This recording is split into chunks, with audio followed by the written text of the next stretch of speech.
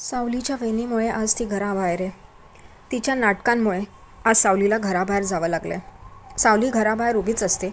तेवढ्यातच तिकडे ऐश्वर्या येते आणि तिला हात धरून खालती उतरवते जिन्याच्या आणि म्हणते, तू अजून इथेच आहेस, निघ इथून. आता या घरात तुझी जागा नाही आहे आणि परत या घराकडे वळून बघूही नकोस. ऐश्वर्या तिच्या गळ्यातलं ओढून काढते हलव्याचा जो नेकलेस असतो तो, आणि तो खालती फेकते आणि तिला म्हणते इथून निघून जा म्हणून. तरीही सावली तिकडेच बसून रडत असते. ऐश्वर्या घरात येते आणि बबलू आणि सरू आजीला सांगते की घरात स्वच्छता करून घ्या. त्या मूर्ख मुलीमुळे इथे किटाणू आणि काय काय किडे मकोडे आले असतील ते पेस्ट कंट्रोलला बोलून करून घ्या म्हणून. इथे ती गेल्यानंतर बबलू सरू आजीला म्हणतो, हिलाच पेस्ट कंट्रोलची गरज आहे, हिलाच काढून टाकायला हवं म्हणून. सारंग आपल्या रूममध्ये फेऱ्या मारत असतो. तेवढ्यातच तिकडे अमृता वहिनी येते आणि सारंगला म्हणते, सारंग जे काय घडलं आहे तेव्हा सारंग म्हणतो, तुम्हाला माहिती होतं ना आई या गोष्टीवरनं चिडणार आहे, मग का केलं हे सगळ्या गोष्टी. ती म्हणते सॉरी, पण आता तो म्हणतो मला विचार करून द्या काय करायचं आहे ते. मी विचार करतो आहे त्या बाबतीत. इथे जगन्नाथ आपल्या घरी सावलीला देण्यासाठी तयार केलेले हलव्याचे दागिने बघत असतो. तेवढ्यातच त्याची बायको अलका तिकडे येते आणि ती म्हणते, या दागिन्यांकडे काय बघताय तुम्ही. तर तो म्हणतो की या दागिन्यांमध्ये आपली मुलगी किती सुंदर दिसली असती नाही, पण तिला द्यायची युक्तीच सापडले नाही आहे. त्यामुळे ती म्हणते काही हरकत नाही, ती आपली मुलगी आहे, सगळं समजून घेईल. इथे जगन्नाथ म्हणतो, मला 2 मुली आहेत पण एकीचंही सुख नाही. एकीने स्वतःला जाळून घेतलं आणि दुसरीला मी स्वतः आगीत ढकललं आहे. माझं काही चुकतं आहे का. आता विचार करून काय फायदा. हे लग्नाच्या आधी आणि हे सगळं प्लॅन करण्याच्या आधी विचार करायला हवा होता ना. इथे अलका म्हणते, तुम्ही काही काळजी करू नका, सगळं ठीक होईल. सावली तिकडे घराच्या बाहेर बसून रडत असते. ती हाच विचार करते आता काय करावं म्हणून, काय होईल. तेवढ्यातच जसं ऐश्वर्याने सांगितलं असतं तसं बबलू पेस्ट कंट्रोलवाल्याला घेऊन येतो आणि सगळ्या गोष्टी दाखवत असतो, कुठे धूर करायचा आहे, कुठे धूर करायचा नाही आहे.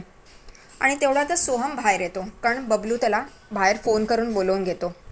सोहम म्हणतो, तू काय ऐश्वर्या वहिनीचं मनावर घेतलंस की काय पेस्ट कंट्रोलचं. तर तो म्हणतो, असं नाही आहे रे, हा धूर करायचा आणि सावली वहिनीला आत घेऊन जायचं. किती मठ्ठ लोक आहेत, काय मूर्खसारखा विचार करतायत या गोष्टीचा. आणि ती आतमध्ये काही 30 दिवस लपून राहणार आहे, कधी ना कधी तरी ती दिसेलच ना, तर आणखीन महाभारत होईल. इथे बबलू त्यांना सांगत असतो की इकडे धूर करा, तिकडे धूर करा, आणि मूर्खासारखं सावलीच्या तिकडेच धूर करत बसतात. आणि सावलीला ते खपत नाही. तो धूर तिच्या तोंडात जात असतो आणि तिला त्रास होत असतो. म्हणून सावली तिकडे बसलेली असते, खोकते, आणि त्या धुराच्या त्रासामुळे ती तिथून उठून निघून जाते. धूर कमी झाल्यावर बबलू आणि सोहम त्या जागेवर बघतात जिथे सावली बसलेली असते, पण तिकडे आता ती नाही आहे. कशी असणार आहे, या मूर्ख लोकांमुळे ती निघून गेली. सावली इकडे रस्त्याने चालत असते. तिला कळतच नाही आपल्याला कुठे जायचं आहे आणि काय करायचं आहे. तर घरी तर जाऊ नाही शकत, कारण तिने ऑलरेडी आधीच वडिलांना वचन दिलेलं असतं, त्यामुळे ती अशीच भटकत असते. तेवढ्यातच इकडे बबलू आणि सोहम पण गार्डनमध्ये जागेच्या आजूबाजूला सगळीकडे परिसरात बघत असतात, शोधत असतात, पण सावली कुठेच दिसत नाही. इकडे सारंग पण बाहेर येतो आणि या दोघांना विचारतो, मिळाली का ती. तर ते म्हणतात नाही. इकडे सारंग म्हणतो, मग मी शोधतो, ती शोधायलाच हवी, मला एवढंच माहिती आहे की ती माझी रिस्पॉन्सिबिलिटी आहे, माझी जिम्मेदारी आहे. इथे सोहम म्हणतो, पण तू शोधलंस तरी अण्णान कसं. तो म्हणतो बघूया आपण नंतर, आणि तो गाडी घेऊन निघून जातो. इकडे देवा इन्स्पेक्टर गाड्यांची तपासणी करत असतो. तेवढ्यातच एक लहान मुलगी आपल्या लहानशा भावाला घेऊन तिकडून जात असते.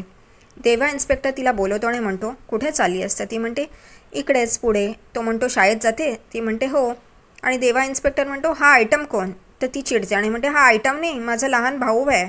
तेव्हा तो म्हणतो, ओके सॉरी हां, जा बाळा जा. आणि हवालदार तिला पोडपर्यंत सोडून येतो. हवालदार परत आल्यावर देवाकडे बघतो. तेव्हा विचारतो, साहेब तुम्ही काय बघताय. तेव्हा तो म्हणतो, मलाही एक बहीण असती तर किती बरं झालं असतं ना. तेव्हा हवालदार म्हणतो, तुम्ही ड्युटीवर आहात, इमोशनल चालणार नाही असं होणं. तो म्हणतो हो ठीक आहे. आणि तेवढ्यातच तिकडे ट्रक येतो आणि ते म्हणतात की अरे इन्स्पेक्टर देवा तिकडे उभा आहे. ते म्हणतात आता हा पकडणार. तेव्हा दुसरा ड्रायव्हर म्हणतो, ह्याला तर आपण उडवून जाऊया पुढे म्हणून, आणि ते त्या दिशेने निघतात. इकडे सोहम आणि बबलू गाडीने सगळ्यांना थांबून विचारत असतात की यांना बघितलं का, सावलीचा फोटो दाखवून. सगळेच जण म्हणतात नाही म्हणून. तेवढ्यात ते सारंगलाही फोन करतात आणि सारंग ही ड्राईव्ह करता करता इकडे तिकडे बघत असतो सावली कुठे दिसते का. त्याला बबलूचा आणि सोहमचा फोन येतो. तेव्हा ते एकमेकांना सांगतात नाही अजून नाही भेटली सावली म्हणून. इकडे इन्स्पेक्टर देवा रस्त्याच्या मधोमध असतो आणि त्याचं लक्ष नसतं. इकडे तिकडे बघत बघत चाललेला असतो. तेवढ्यातच तो ट्रक इन्स्पेक्टर देवाला उडवायला येतो आणि हे सावली बघते आणि इन्स्पेक्टर देवाला ढकलते आणि तीही पडते. इकडे त्याचा जीव सावली वाचवते आणि इन्स्पेक्टर देवा लगेच बघतो तर तो ट्रकच्या पाठीपाठी धावतो आणि त्याच्या टायरवर गोळ्या मारतो. तो ट्रक पुढे जाऊन थांबतो. इथे सावली पडते खालती, त्यामुळे तिला हाताला थोडंसं खरचटतं लागतं आणि सगळेजणच त्या ट्रकच्या दिशेने धावतात. हवालदार सगळे त्या ट्रकच्या दिशेने धावतात. इन्स्पेक्टर देवा पाठी येतो आणि सावलीला म्हणतो कशी आहेस तू. तर ती म्हणते तुम्हाला दिसत नाही का, तुम्ही कसे चालता. इकडे दुसरीकडे बबलू आणि सोहम विचारच करत असतात की आता सावली वहिनीला कसं शोधावं. तेवढ्यातच सोहम म्हणतो माझ्याकडे एक आयडिया आहे, काटानी काटा काढायचा. तो फोन लावतो एका ठिकाणी आणि सांगतो लवकर या म्हणून. इथे बबलू विचारात पडतो की ह्याने फोन कोणाला केला आहे. तो विचारतो देखील पण सोहम काही सांगत नाही. तेवढ्यातच एक गाडी येऊन थांबते आणि जगन्नाथ आणि त्याची बायको त्याच्यातून निघतात. बबलूला कळतं की ह्याने जगन्नाथला फोन केला होता. जगन्नाथ येतो आणि म्हणतो बबलू तुम्ही आम्हाला बोलवतात म्हणजे असंच काहीतरी खास असणार. तर बबलू म्हणतो मी नाही, ह्याने फोन केला होता. तर ते बघतात आणि विचारतात काय झालं म्हणून. तर बबलू म्हणतो सावली वहिनी. इकडे अलका जगन्नाथची बायको म्हणते काय झालं सावलीला, कशी आहे ती. तेव्हा ते म्हणतात सावली बहिणी कुठे गेली आहे माहीत नाही. सोहम आणि बबलू जगन्नाथ आणि त्याच्या बायकोला सगळी हकीकत सांगतात काय झालं आहे आणि कशी सावलीला बाहेर काढलं गेलं आहे ते. इकडे दुसरीकडे सावली इन्स्पेक्टर देवाला ओरडत असते तुम्हाला दिसत नाही का, तुम्ही इन्स्पेक्टर आहात ना, तुम्हीच असे वागलात तर आमच्यासारखे सामान्य लोकांनी काय करायचं म्हणून. आणि तो हसत असतो सावलीला बघून. तिला कळत नाही असं का वागतं. तेव्हा तो म्हणतो की तू माझी बहीण आजपासून. तिला कळत नाही हा अचानक असं काय बोलतो आहे. तेव्हा तो म्हणतो की माझ्यावर कोणीच एवढं ओरडलं नव्हतं जशी तू ओरडली आहेस हक्कानी, त्यामुळे आजपासून तू माझी बहीण, तू माझी सिस्टर आणि तुला कधीही कसलाही त्रास झाला तर मी आहे, आपण भेटूच परत करून. तेवढ्यात हवालदार येऊन त्याला सांगतो की हा विक्रम शेठचा ट्रक होता. तो म्हणतो चला आता त्याला पकडायला चला म्हणून आणि ते लोक तिकडून निघून जातात. सावली इकडे उभं राहून विचार करते की बराच वेळ झाला आहे.